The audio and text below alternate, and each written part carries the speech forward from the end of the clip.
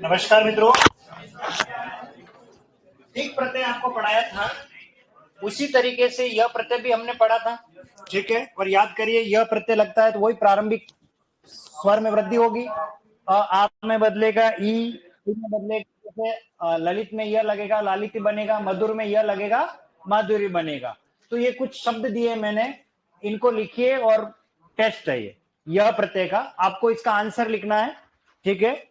बस ये टेस्ट ही कराऊंगा, उसके बाद आपको लिखाऊंगा नहीं। आज खूब कहानियां सुनाऊंगा आपको। हाँ। हैप्पी वीकेंड है ना आज। हाँ,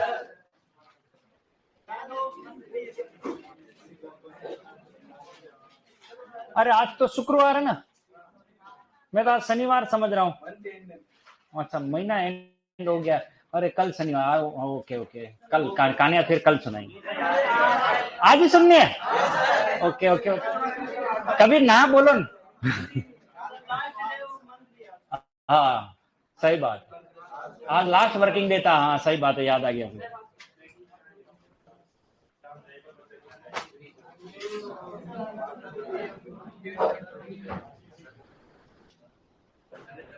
हाँ, लिख लीजिए। अभिजात, स्वस्थ, सहचर, समरस, वत्सल, स्वतंत्र, चतुर।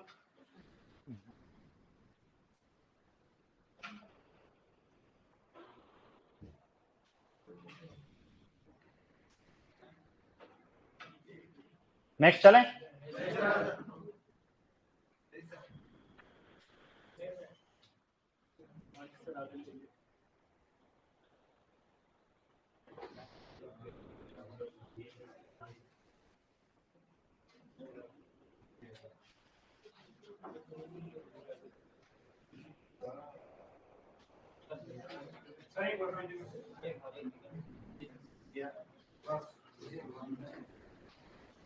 पंडित, संख्या, अधिपति, शूर, चेतना, विधवा, विचार, सदृश।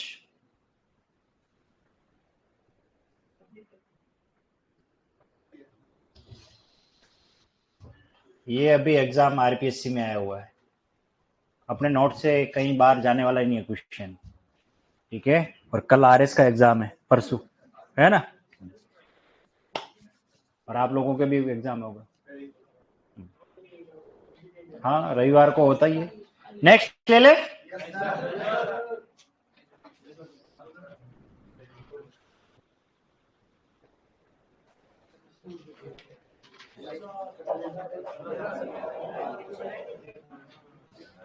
अब इसको थोड़ा समझ लीजिए। इस प्रश्न में यह प्रत्यय ऑलरेडी लगा हुआ है, अब आपको इसमें क्या निकालना है? मूल शब्द, ठीक है। चलिए लिख लीजिए इन शब्दों को। मालिन्य, दाम्पत्य, महात्म्य। आरपीएससी 2008-4 में यह प्रश्न पूछा गया, ठीक है। 28,000 शिक्षकों की भर्ती हुई थी जब हमारे वसुंधरा जी मुख्यमंत्री थी, उस समय एग्जाम में ये आया हुआ। बहुत अच्छा शब्द है ये भी। महात्म्य, दारिद्र्य, भाव्य, प्राच्य, प्रातिच्य और पाश्चात्य।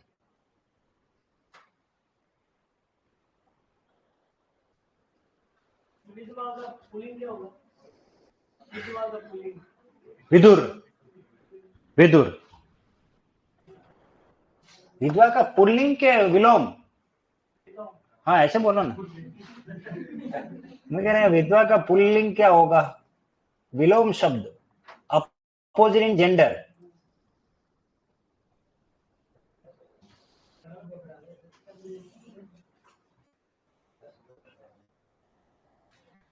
सर 2021 में आप उस प्रश्न को भी हल करके बता दे। 2021 कौन सा भैया? भानु जी आपने क्या क्वेश्चन पुटअप किया, एक बार मुझे बताएं, मैं समझ नहीं पा रहा हूँ। हो गया, लिख लिया? देख लेते हैं इससे आगे और कोई है तो नहीं। और है अभी तो, लिख लिया। हाँ, पौर्वात्य नेक्स्ट और है। पौर्वात्य, नैराश्य, औत्सुक्य, ऐक्य, सौभाग्य, सौजन्य, सौम्य, वार्धक्य।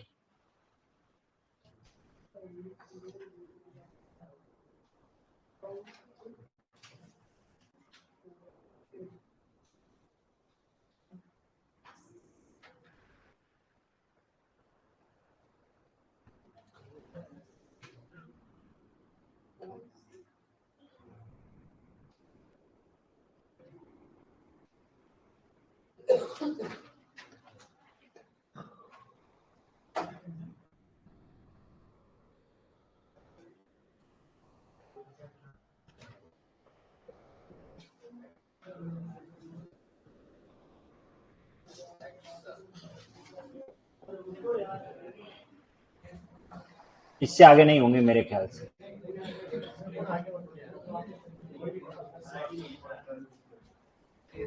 बस स्लाइड ही नहीं है, खत्म है, बस ये लास्ट है। ठीक है, वापस बैक कर लूंगा अगर किसी के कोई बाकी रह गया हो तो। ये तो सभी लिख लिए होंगे। मैं वापस शुरू से आ रहा हूं, देखिए जिसके कोई बाकी रह गया है तो। ठीक है, सबसे पहले अभिजात, स्वस्थ, सहचर, समरस, वत्सल, स्वतंत्र, चतुर। ठीक है, फिर उसके बाद पंडित, संख्या, अधिपति, शूर, चेतना, विधवा, विचार, सदृश। फिर मूल शब्द छांटना है, मालिन्य, दाम्पत्य, महात्म्य, दारिद्र्य, भाव्य, प्राच्य, प्रातिच्य, पाश्चात्य, पौर्वात्य, नैराश्य, औत्सुक्य, ऐक्य, सौभाग्य, सौजन्य, सौम्य और वार्धक्य।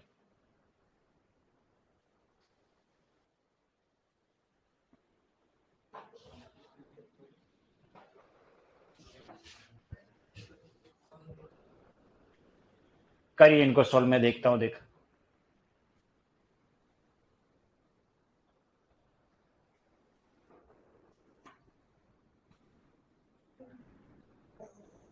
हाँ 2021 सुपरवाइजर वाले में, हाँ क्वेश्चन थोड़े उटपटांग थे। हाँ सही है। ओके ओके, अब समझ में आ गया आप क्या पूछ रहे थे।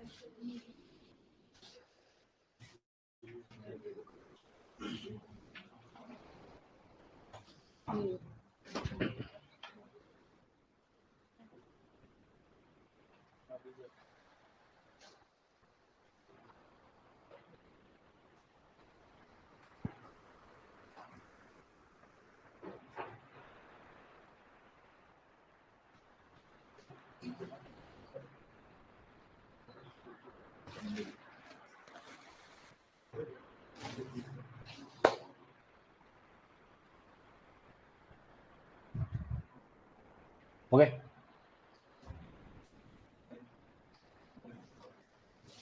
हाँ कोई बात नहीं, इतने इतने नहीं लिखा है थे मैंने, इतने ही थे सब। इसको ये मात्रा बड़ी कैसे लिखी? अधिपति में अंत वाली मात्रा थी, छोटी होती है ना, बाकी तो ठीक है। हाँ हाँ कोई बात नहीं, चलिए चलिए, चलनी वही सादृश्य, शाबाश, ये तो सारे सही कर दिया आपने। हाँ ये सही है, सही है।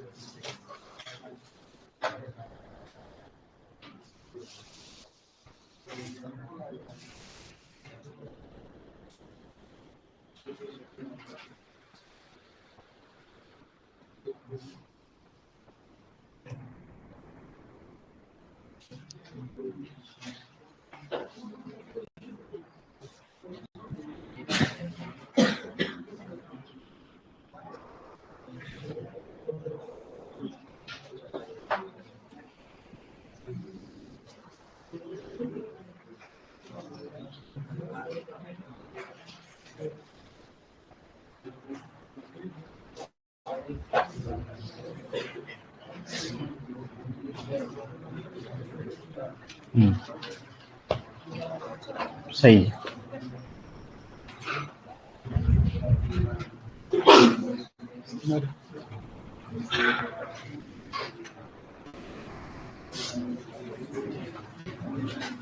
ये क्या लिखा है यार, ये समझाओ मुझे। सर ये सु होता है। नहीं नहीं नहीं, क्यों जा रहे हो यहाँ? माँ इतना आगे नहीं जाना है। इसमें देखो, इसमें इसमें स्वर कौन आ रहा है? हाँ तो बस वही लिख। नहीं नहीं, इतने वो नहीं, वो तो एक, वो अलग एक यूनिट। अरे वो तो एक ही बताया जिसमें वो। अच्छा ये बताओ, तो फिर व्यवहार में एक लगाओ, क्या बनेगा? है ना? तो फिर वो तो एक विचित्र शब्द था ना, वो क्यों बना वो बताया था मैंने।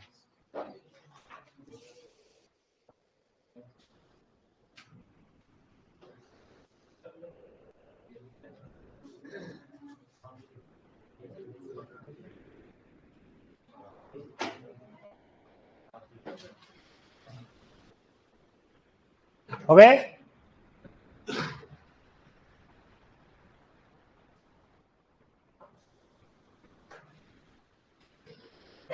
इसको देखो एक बार, ये अंत में आ कहां से आ गया?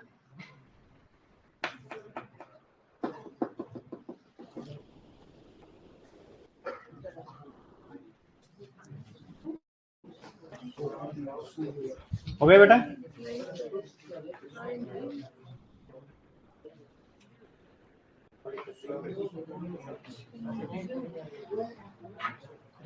मैं सॉल्व करूं अब या और टाइम दो थोड़ा? चलिए मैं सॉल्व कर रहा हूं, देखते हैं। देख, हर शब्द के अर्थ पर भी ध्यान देना, क्योंकि यहां से और दूसरे प्रश्न भी बनने वाले हैं। ठीक है, सबसे पहला शब्द है अभिजात। ठीक है, देखिए इसके अंदर एक तो उपसर्ग है हमारा, अभी उपसर्ग है, ये ध्यान रखना। ये आपको उपसर्ग टेस्ट में भी मिलेगा अभिजात, और ये बनता है अभिजातीय। अभी और ये बन जाएगा जातीय। क्या बनेगा? अभिजात। अभिजात कहते हैं कुलीन वर्ग। अभिजात का मीनिंग है कुलीन, श्रेष्ठ कुल वाला, ऊंचे रईस जिसको कह सकते हो, धनिक वर्ग कह सकते हो, संभ्रांत परिवार वाले को भी कह सकते हो। अभिजात शब्द उसके लिए काम में लिया जाता है। अभिजातीय, अभिजात से क्या बन जाएगा? अभिजातीय। किस किसने लिखा है अभिजातीय? सही है, वेरी गुड, बहुत बढ़िया। स्वस्थ में यह प्रत्यय लगेगा तो ये बनेगा स्वास्थ्य। क्या बनेगा? स्वास्थ्य। ये किस किसने लिखा है? सही है। एक बात ध्यान रखना, स्वास्थ्य में स और थ ये दोनों आधे ही आएंगे। ठीक है, सहचर में यह लगेगा तो ये बनेगा साहचर्य। क्या बन जाएगा? साहचर्य। सबने ये लिखा है? शाबाश। समरस्य बनेगा सामरस्य। सामरस्य। क्या बनेगा? सामरस्य। सभी ने ये लिखा है? बढ़िया, आपके सभी के सही हो रहे, क्या बात है। वत्सल में यह लगेगा वात्सल्य। क्या बनेगा? वात्सल्य। सूरदास वात्सल्य रस के सम्राट माने जाते हैं। वात्सल्य, वत्सल, यही लिखा है? ओके। स्वतंत्र इज मोस्ट इंपोर्टेंट, और ये लिखना है स्वातंत्री। स्वातंत्री, ये आएगा। ये किस किसने लिखा? स्वातंत्री, वो सही है। बस अगला देखो, चतुर से बनेगा चातुर्य। क्या बनेगा? चातुर्य। या तो चातुर्य कहिए या फिर कहिए चतुरता। क्या आ जाता है? चतुरता। दोनों मीनिंग एक ही है। ता प्रत्यय लगाओगे तो फिर यह प्रत्यय लगाने की आवश्यकता नहीं है। समरसता कहो या सामरस्य कहो, स्वस्थता कहो या स्वास्थ्य कहो, एक ही बात है। नेक्स्ट है हमारा पंडित। पंडित में यह लगे से बन जाएगा पांडित्य। पंडित होने का भाव। ठीक है, पांडित्य। संख्या, ये इंपॉर्टेंट है। देखिए इसके अंदर ये पूरा का पूरा जो या है ये गायब हो जाता है, इसमें लोप हो जाता है, और ये आ जाएगा सांख्य। और आपको पता होना चाहिए सांख्य दर्शन कपिल मुनि, कोलायत बीकानेर, है ना। सांख्य, सांख्य दर्शन, तो सांख्य ये दर्शन है एक प्रकार का। अधिपति देखिए इंपॉर्टेंट है। उपसर्ग के दृष्टिकोण से भी देखो, उपसर्ग क्या लगा हुआ है? अधि, और ये बनेगा आधिपत्य। क्या बन जाएगा? आधिपत्य, ऐसे बनेगा। और इसमें मात्रा कैसी आ रही है पति में? ये छोटी, बड़ी नहीं लिखनी है। शूर में यह लगने से बनेगा शौर्य। इंपॉर्टेंट लगा देना, ये मूल शब्द पूछेंगे। शौर्य में मूल शब्द है शूर, बहादुर। ठीक है ना। चेतना में यह लगेगा चैतन्य। चैतन्य, आपको पता होना चाहिए चैतन्य महाप्रभु गौड़ी संप्रदाय है ना, तो वो चेतना से बनता है चैतन्य। विधवा से बनेगा वैधव्य। वैधव्य ये आएगा, वैधव्य यानी विधवा होने का भाव। ओके। विचार से क्या बनेगा? वैचार्य। कितनी मात्रा ऊपर? 2। ये जिसने लिखा उन सभी का सही है, बाकी का गलत है। अगला सदृश, वेरी मोस्ट इंपोर्टेंट, लगा लीजिए इसे। तो ये शब्द शुद्धि में आएगा, उपसर्ग या प्रत्यय में नहीं आएगा, शब्द शुद्धि में आएगा। और ये आपको मैं शब्द शुद्धि में भी पढ़ाऊंगा, आएगा, वापस आएगा। यह प्रत्यय लगता है तो ये बनता है सादृश्य। क्या बनेगा? सादृश्य। या तो सदृश कहिए या सादृश्य कहिए, लेकिन सादृश्यता गलत है, ये ध्यान रखना। तो सादृश्य सही है। अगला है मूल शब्द मालिन्य, इसमें मूल शब्द है मलिन, मलिन यानी गंदा, ठीक है, इस तरीके से बनेगा मलिन। किस किसने लिखा मलिन, सही है। दाम्पत्य, ये इंपॉर्टेंट है, इसमें मूल शब्द है दंपति, दंपत नहीं दंपति, दंपति कहते हैं पति पत्नी के जोड़े को, कहते हैं ना दाम्पत्य जीवन सुख में हो, है ना, तो दंपति मूल शब्द है, दंपत नहीं करना है। किसी किसी ने दंपत लिख दिया है, मैंने कॉपी में चेक किया है, दंपत नहीं आता है, दंपति, पति पत्नी के जोड़े को कहते हैं, दंपति से बनता है दाम्पत्य, ये इंपॉर्टेंट है, ये ध्यान रखना। इसमें मूल शब्द है महात्मा, क्या शब्द है, और महात्मा में यह प्रत्यय लगेगा तो महात्म्य बनता है, ये शब्द शुद्धि में आएगा और आपके नोट्स में है, मैं पढ़ाऊंगा आपको। यह है दरिद्र, मूल शब्द क्या है, दरिद्र, दरिद्र। भव्य में या तो आप भाव कह दो या भव कह दो, दोनों राइट है, क्योंकि दोनों में तो वृद्धि होगी, भाव्य, तो भाव में यह लगेगा तो भाव्य बन जाएगा। प्राची, यह है प्राची, देखो प्राची का अर्थ होता है पूर्व दिशा, प्राची का मतलब क्या होता है, पूर्व, और प्राची का मतलब होता है पूर्व दिशा से संबंधित, ओके।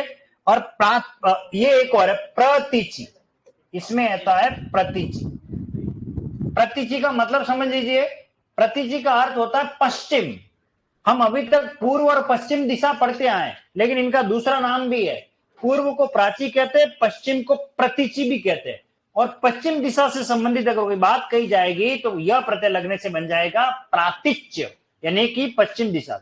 इसी तरीके से देखिए यह है पश्चात, यह है पश्चात, और पश्चात में यह प्रत्यय लगाओगे तो पाश्चात के, इसका मीनिंग है। और कई बार आपने देखा होगा, सुना होगा कि पाश्चात की संस्कृति का हम अनुकरण कर रहे हैं, यानी कि पश्चात भारत का नक्शा है, भारत के नक्शे के इधर और भारत के इधर, इधर पूर्व दिशा है, तो इधर हम पूर्वाध की स्थिति में आते हैं, पूर्व दिशा के देश, पश्चिम के देश, पश्चिम के देश कौन है, यूरोप, इंग्लैंड वगैरह भारत के पश्चिम में आते हैं, हम उनके कल्चर को अपना रहे, तो ये पश्चात है यानी बाद के, तो इसलिए हम इसको क्या कहते थे, पाश्चात्य, पश्चात, पश्चात में यह प्रत्यय लग गया।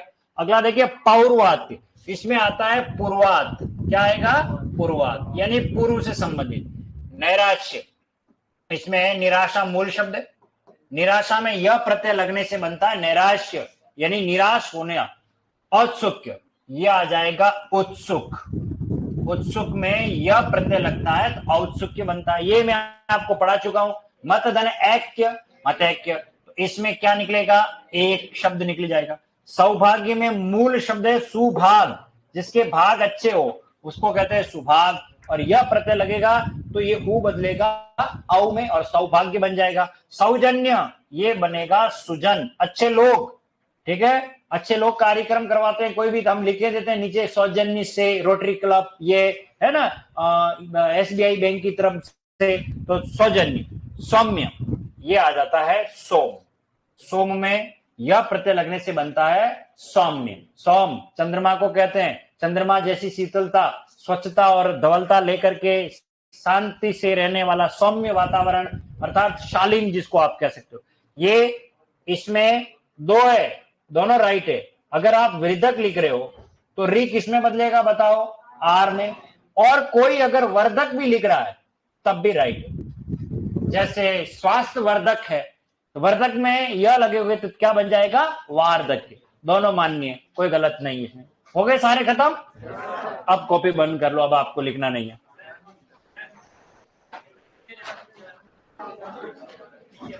और बाकी रह गया क्या, नहीं सारे पढ़ा दिए ना, फर्स्ट तो ये रहा, इससे आगे तो ये,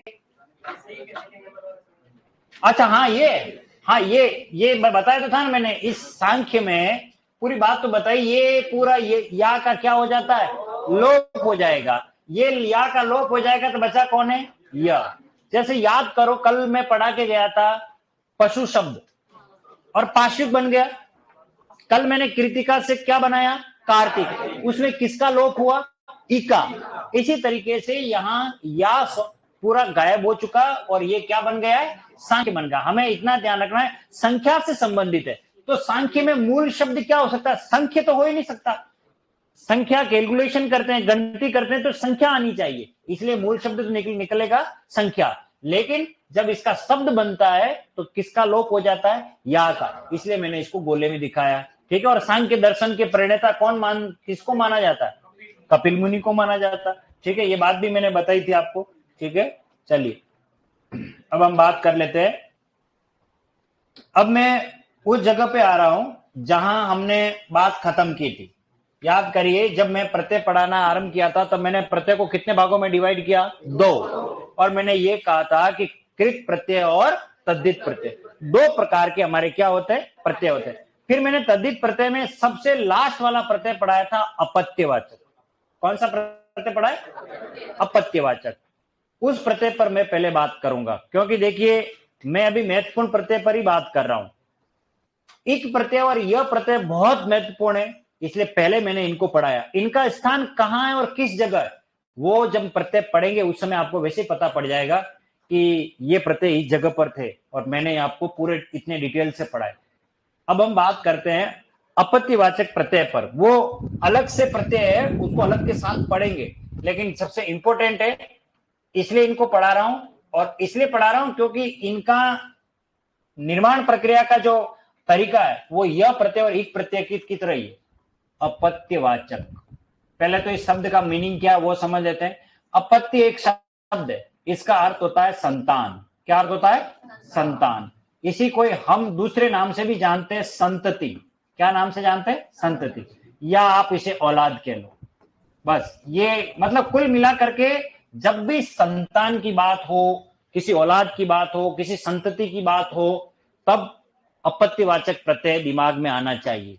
अपत्यवाचक प्रत्यय, हम उसी की बात कर रहे हैं। अब देखिए अपत्यवाचक प्रत्यय में कौन कौन से प्रत्यय आते हैं। तो सबसे पहले आता है एक प्रत्यय अ, एक आएगा ई, एक आएगा बड़ी ई, और एक आएगा आपका य, ए वाला, और एक आता है य। ये मुख्य, बाकी नाइन को छोड़ दीजिए, कोई काम के नहीं है। ये है अ, ई, ए और य। अब आप देखिए, अभी थोड़ी देर पहले हमने किस प्रत्यय को पढ़ा था? यह फिर से आ गया। इसका मतलब यह प्रत्यय भाववाचक शब्दों के साथ साथ संतान का बोध कराने वाले शब्दों के साथ भी लगता है।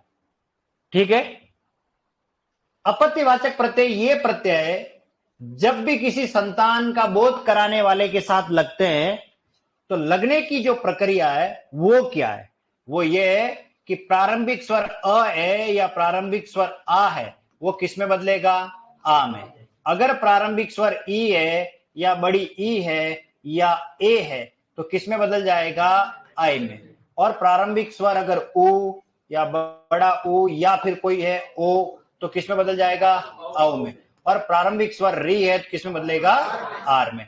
एक जैसे नियम को मैं पहले इसलिए पढ़ा रहा हूं ताकि आप क्लियर हो जाए। एक प्रत्यय में भी यही फॉर्मूला लगता था, यह प्रत्यय में भी यही फॉर्मूला लगता है, और संतानवाचक में भी यही लगता है।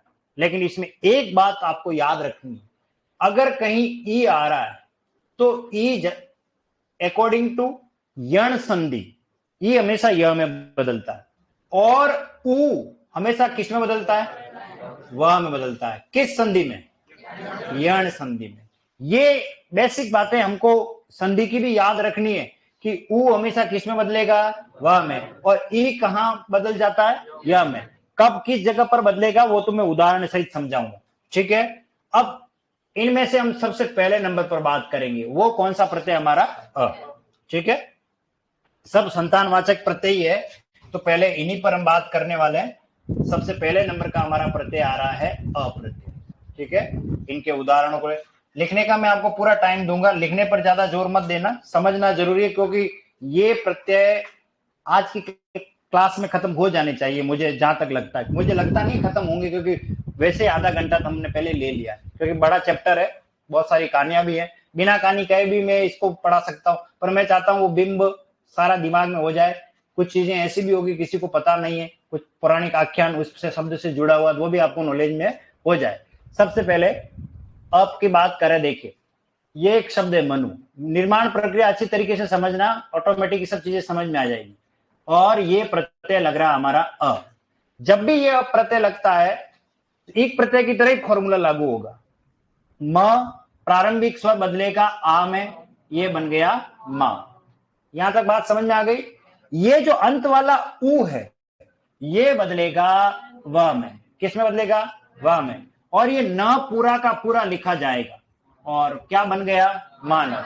बस मनु की संतान क्या कहलाती है? मानव। अब आपको परीक्षा में पूछेंगे मानव में प्रत्यय बताओ, तो कोई अन, कोई वन, या आरपीएससी में आया हुआ, मैं आपको सुपरवाइजर वाले क्लास में भी ले जाऊंगा। यहां से एक प्रश्न बना था आपके, और वो प्रश्न क्या था वो भी बताऊंगा, थोड़ी देर बाद आने वाला है।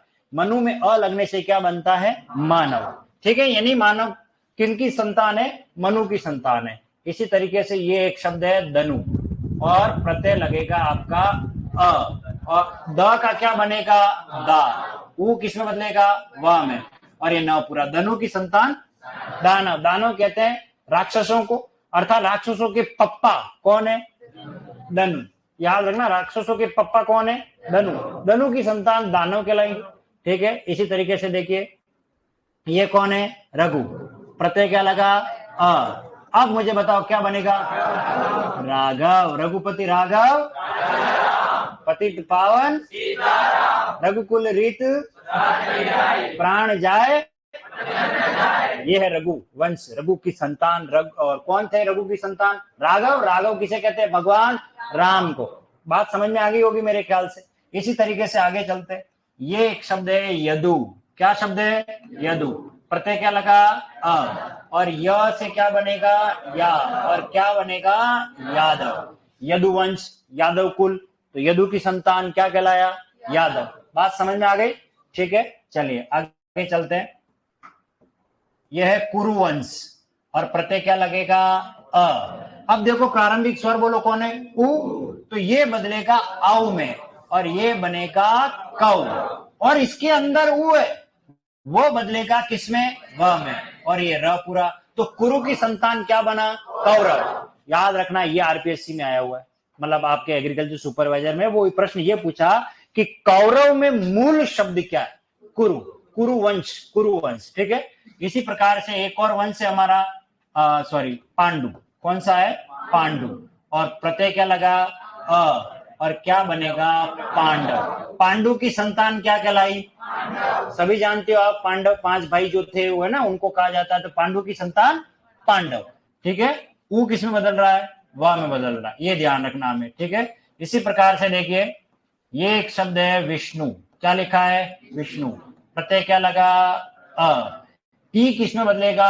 आय में, और ये बनेगा वैष्णव। और उ बदलेगा व में। विष्णु की संतान वैष्णव, अर्थात जो विष्णु की पूजा करता है, विष्णु के उपासक, विष्णु के अनुयायी, भगवान विष्णु को मानने वाले सभी क्या कहलाते हैं? वैष्णव। ठीक है, उनको कहा जाता है। इसी प्रकार से देखिए ये है शिव। क्या लिखा है? ये शिव।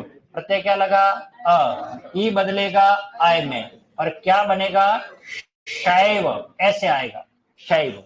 ये ध्यान रखना, शिव की आराधना करने वाले, शिव की पूजा अर्चना करने वाले क्या कहलाते हैं? शैव कहलाते। एक वाक्यांश में पूछेंगे, ध्यान रखना, शिव के उपासक क्या कहलाते हैं?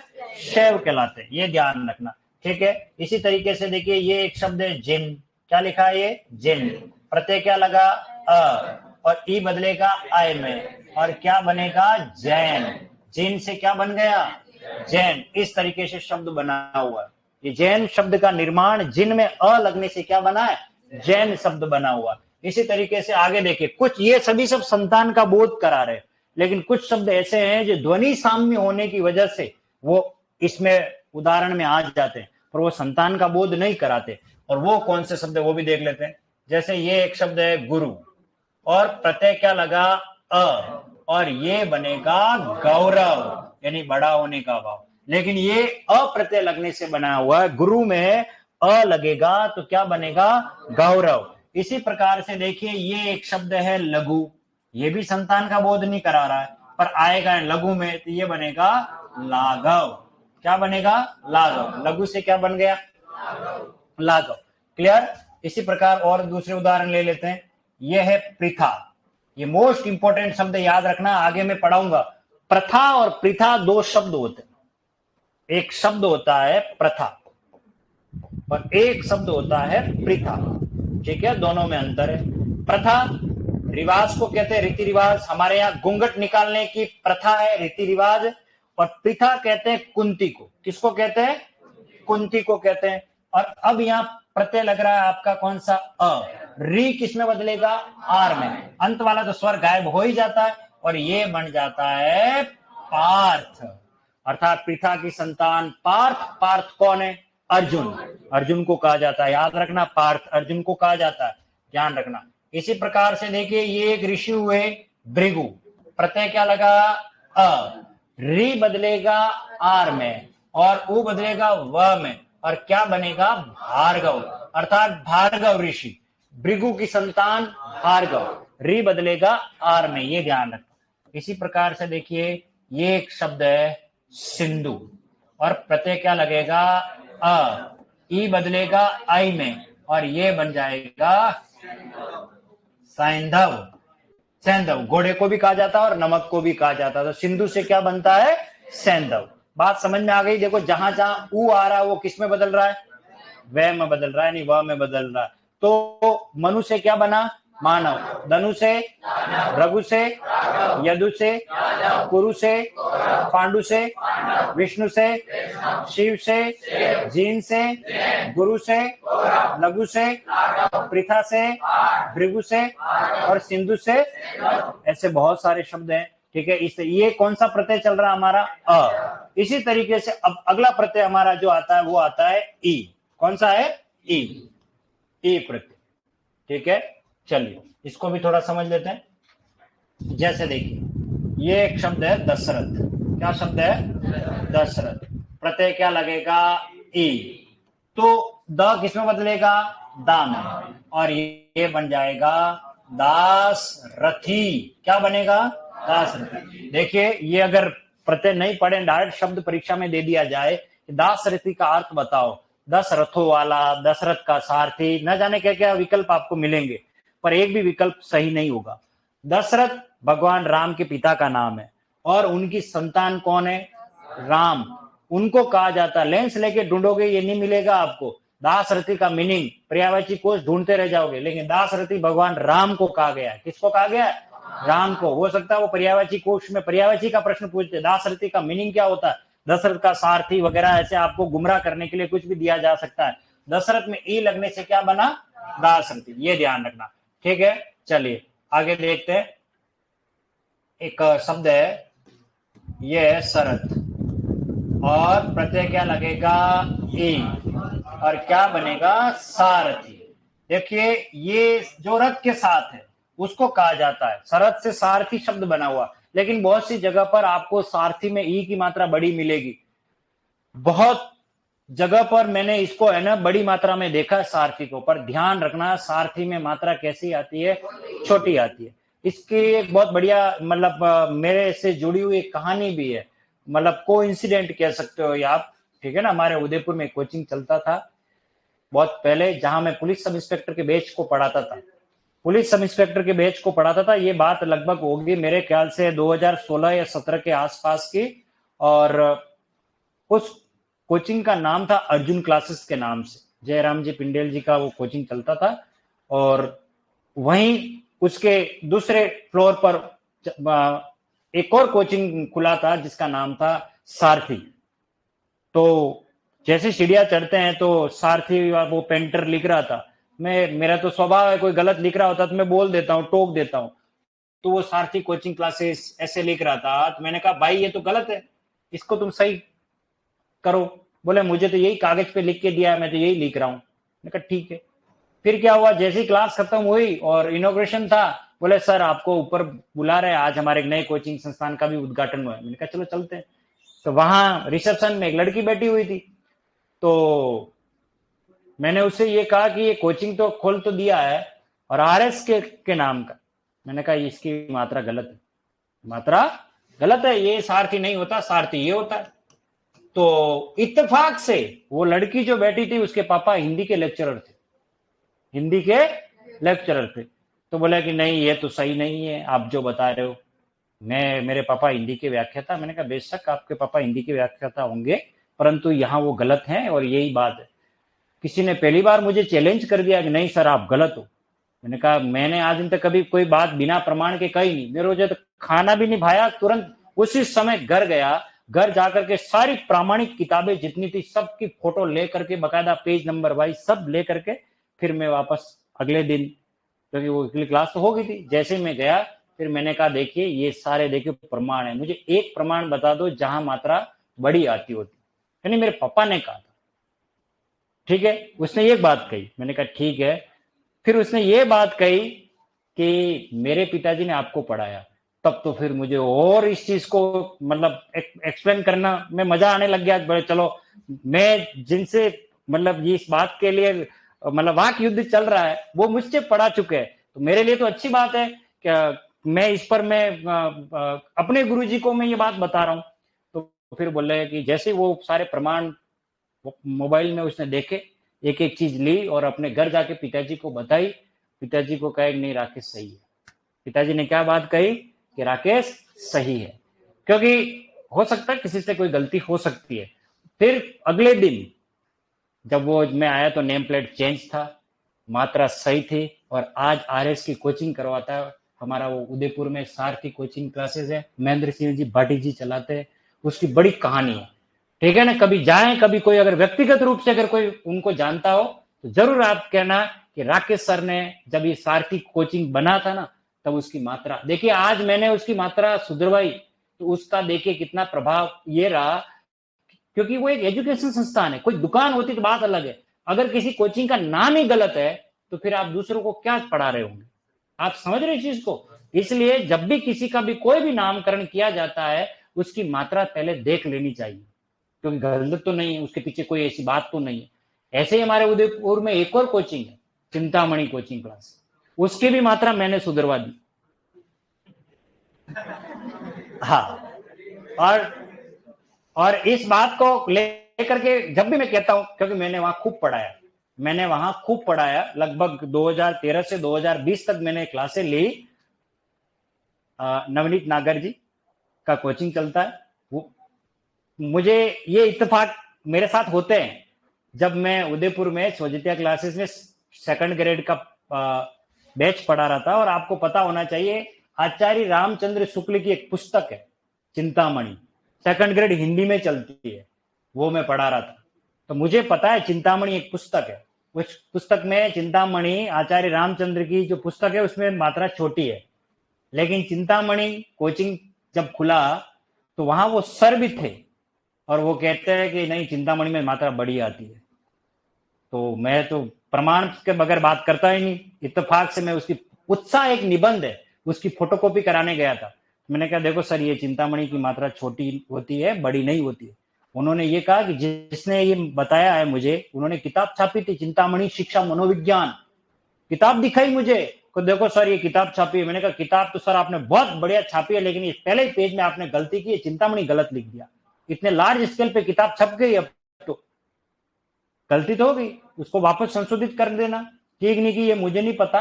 फिर बाद में लेकिन जब चिंतामणि कोचिंग खुला तो मात्रा कैसी थी, छोटी थी। और उस कोचिंग में हिंदी मैंने ही पढ़ाई, ठीक है ना। हाँ, नहीं तो नहीं, लेवल की बात नहीं है, बात जो देखो जो गलत है वो गलत है, उसे स्वीकार करना चाहिए। तो शरत में ई लगने से क्या बना, सार, ठीक है। इसी प्रकार से देखिए ये एक शब्द है मरुत, क्या शब्द है मरुत, प्रत्यय क्या लगा ए। मरुत का अर्थ है हवा, पवन, वायु, समीर, और ये बनेगा मारुति।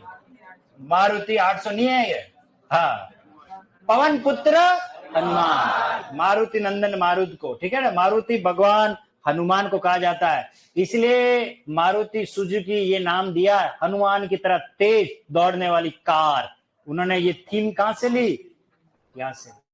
मारुति, मारुति का मतलब ये नहीं मार रोती थी कभी, हाँ, मरुत हवा को कहते हैं, यानी पवन के पुत्र कौन है, हनुमान जी।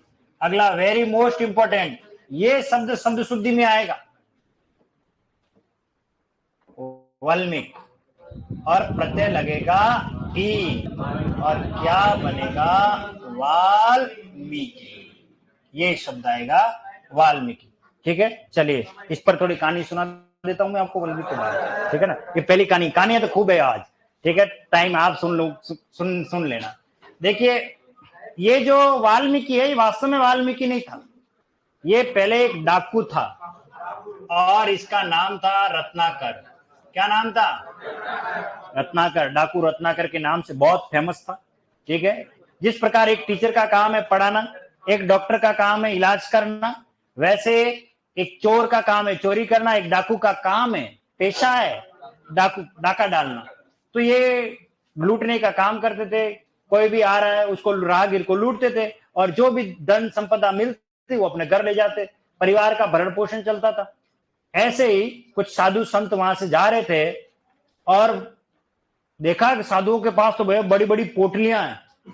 तो उन्होंने देखा ये कोई न कोई छद्म वेश में है, कोई न कोई तो सेठ है जो साधु का वेश धारण करके जा रहे हैं, जरूर इन पोटलियों में रत्न आभूषण है, लूट लो इनको।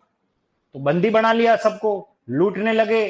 तो उसमें कुछ नहीं थी, कॉपी किताब जैसे कोई काम की वस्तुएं जो इन साधु संत के लिए क्या होता है, अध्यात्म में होते हैं, तो पुस्तकें थी। तो उन्होंने कहा नहीं, तुमने मेरे साथ चिटिंग की है, ये सब धन को तुमने किताबों में बदल दिया, तुमको किसी को छोड़ूंगा नहीं, जाने नहीं दूंगा, किसी को जाने नहीं दूंगा, पहले बताओ। तो उसमें एक कोई विद्वान था, वो कौन विद्वान था वो आगे बताऊंगा मैं। उसने कहा हम आपको धन दे देंगे, पर एक बात बताओ, एक सवाल है उसका उत्तर चाहिए। तो बोला कि मैं आरपीएससी में थोड़ी बैठा हूं जो आपके सवाल का जवाब दूंगा। किसने कहा? ये वाल्मीकि ने। बोलेगा कि देखो आप अगर बता दोगे तो ये पूरा धन आपको देके चले जाएंगे। तो लालच जगाया, बोलेगा हाँ मैं बताऊंगा। बताओ ये जो आप लूटने का काम करते हो, चोरी अन्याय करते हो, इसका पाप का भागीदार कौन है? क्या तुम्हारे परिवार वाले पाप के भागीदार हैं क्या? बोले क्यों नहीं होंगे, मैं उनको कमा के दे रहा हूं, मैं भरण पोषण कर रहा हूं, तो मैं अनीति का काम कर रहा हूं तो उसके जिम्मेदार वो भी है, क्योंकि मेरा कमाया हुआ धन तो वो भी खा रहे हैं। बोले एक बार घर जाके पूछ के आ जाओ, अगर वो जिम्मेदार है तो ये पूरा धन आपको दे देंगे। बोले कि इतना विश्वास नहीं है तो हमें बंदी बना दो। बंदी बना करके घर पूछने गए, जाते अपनी घर पे पूछा अपनी पत्नी को, है ना, बताओ ये मैं लूट करके रेशमी साड़ी, मंगलसूत्र, सोने के कड़े वगैरह ला के देता हूँ, पाप और अन्याय करता हूँ, तो बताओ इसके जिम्मेदार तुम हो क्या? वेंडो। हम कोई पाप के भागीदार नहीं है, कोई जिम्मेदार नहीं है। तुम पति हो और पति का काम है कमा करके लाना। तुम चोरी करो, अन्याय करो, उसके सारे पाप के भागीदार तुम ही हो, हम उसमें इन्वॉल्व नहीं है। तो पैरों तले जमीन खिसक गई। बोले यार मैं चोर, मैं काम करूं, लूटने का काम करूं, ये मजे करें, ऐश करें, छोड़ो, मरने दो इनको। उसी समय उसमें वैराग्य उत्पन्न हो गया। क्या उत्पन्न हो गया? विरक्ति कभी किसी का इंतजार नहीं करती, जब आना होता है अच्छे अच्छे लोग साधु बन जाते हैं। वैराग्य उत्पन्न हो गया और वहां, हाँ वो आईआईटी वाला बाबा प्रसन्न हो गया है ना, हद वैसे ही फिर ये तपस्या करने लग गए। इनके कान में मंत्र फूंक दिया गया कि आने वाले समय में जब भगवान राम का अवतार होगा वो पूरी तुम्हारे को कहानी लिखनी है, ठीक है ना। तो जब तक राम तुम्हारे कान में आकर नहीं कहे तब तक यहां से उठना मत। वो बैठ गए तपस्या में, इतने लीन हो गए, इतने मग्न हो गए कि एक टर्मिट होता दीमक, उदय, जानते हो ना, वो मिट्टी का ढेर लगा लगा करके उनके ऊपर पूरी मिट्टी से उनको ढक दिया। जो डाकू रत्नाकर था वो मिट्टी के ढेर में बिल्कुल छुप गया, कहीं नजर नहीं आया। काफी समय बाद जब वो व्यक्ति वापस आए, देखा यार मैंने किसी को कान में मंत्र फूका था तपस्या करने के लिए, वो कहाँ है? देखा तो वो तो मिट्टी के ढेर में अंदर बांबियों में बंद था। और कान में मंत्र फूके, बोला उनको नाम राम से पुकारा तो उनकी निद्रा जगती। उस मिट्टी के ढेर से उनका जन्म होता है, वो दीमक की बांबी होती है और उनसे उनका पुनर्जन्म होता है। इसलिए वो वाल्मीकि की संतान कहलाए। वाल्मीकि कौन है? दीमक। और उनसे वो बना, उनका नाम क्या बना? वाल्मीकि। और इनको कान में मंत्र फूंकने वाले वो थे ब्रह्मा के मानस पुत्र नारद। कौन थे वो? नारद जी फंस गए। वो क्या हुआ कि उनको खबर लाने की, आज तक के रिपोर्टर थे उस जमाने के, तो ये धरती पे आए कि क्या हो रहा देखने के लिए। तो वो कोई साधु का वेश धारण करके हुए वहां से जा रहे थे। इनको क्या पता कि मैं साधु के वेश के साथ मुझे बंदी बना दिया जाएगा। तो बंदी बना दिया गया नारद जी को, बंदी बना दिया। नारद जी मुक्ति चाहते, कैसे जाऊं, क्योंकि यहाँ पता पड़ जाएगा अगर मैं छद्म वेश में आया हूं। इसलिए उनको उस व्यक्ति को सच्ची राह दिखाने के लिए कुछ बातें कही, मैं तुम्हें ज्ञान बता दूंगा, धन दे दूंगा। तो वैराग्य उत्पन्न हुआ, घर जाकर के आए, फिर मंत्र दे करके गए, फिर बाद में आए, नारद ने उनको अपना वास्तविक परिचय कराया। मैं ब्रह्मा का मानस पुत्र नारद, और भगवान राम का जब अवतरण होगा तब तुम्हें उसकी पूरी। तो कुछ कहानी तो भगवान राम की किसको बता दी गई, पहले वाली कहानी थोड़ी वाल्मीकि जी को, उसके बाद की कहानी उन्होंने लिखी है। इसलिए रामायण जो ग्रंथ लिखा गया वो किनके द्वारा लिखा गया, वाल्मीकि जी के द्वारा लिखा गया। तो वाल्मीकि संतान क्या बन जाता है, वाल्मीकि। तो दशरथ से क्या बना, दाशरथी। शरद से क्या बना, मरुत से क्या बना, और वाल्मीकि से क्या बना, वाल्मीकि। अगला हमारा जो प्रत्यय है वो है ई प्रत्यय, बड़ी ई वाला। ये छोटी ई थी, ये गलती हो जाती है, बड़ी ई ये, ठीक है। चलिए अब इसकी बात करते हैं। जैसे देखिए, ये एक शब्द है पर्वत, प्रत्यय क्या लगा, ई, और क्या बन जाएगा, पार्वती। पर्वत की पुत्री कौन, पार्वती। समय हो गया क्या, हाँ, तो फिर यहीं इसको स्टॉप कर देते हैं, है ना। कल इस कहानी करेंगे इस, ओके, कल और कहानी ले लेंगे, बस आज इतना ही लेंगे।